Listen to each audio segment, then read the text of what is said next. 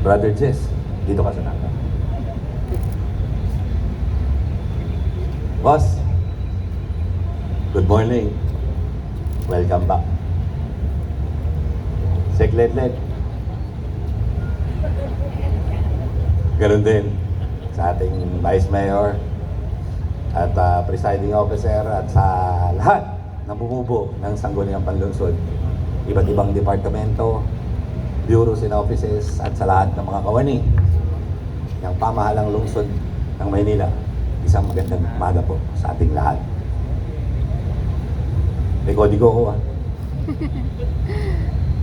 Sa mga nakaraang buwan, ating pong ginampanan ng ating mandato, natulungan ang ating punong lungsod sa pangangasiwa ng lokal na pamahalaan.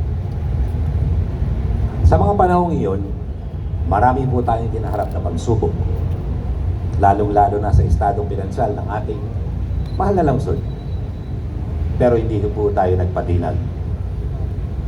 Buungan ng direksyon ng ating mahal na alkalde at sa pagtutulungan ng iba't ibang tanggapan na ipagpatuloy ng ating lungsod ang paghahatid ng mga esensyal na programa sa ating mga kababayan.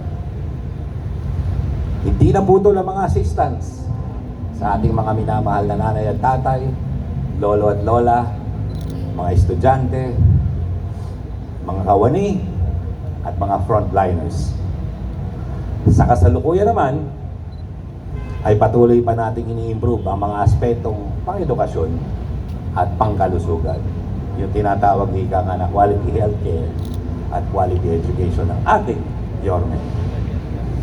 Lahat ng ito ay patungo sa pagkamit ng 10-year development plan to make Manila great again, na bisyon ng ating butihing Mayor Isko Moreno Dumagoso.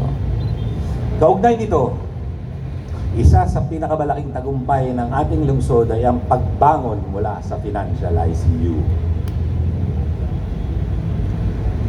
Nagagalak din po kung ibahagi sa inyo ng Office of the City Administrator ay naging katuwang ng ating mahal na mayor sa pagsasagawa ng mga hakbang upang tayo ay makapangolekta ng sapat na buwis o kahit papano kunding karagdagan, lalong-lalo na sa mga contractors, upang masete lang ilan sa mga obligasyon ng ating lungsod.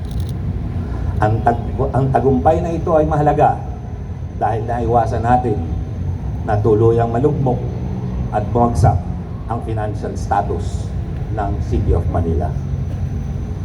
Marami pa po tayong dapat nakaharapin na pagsubok.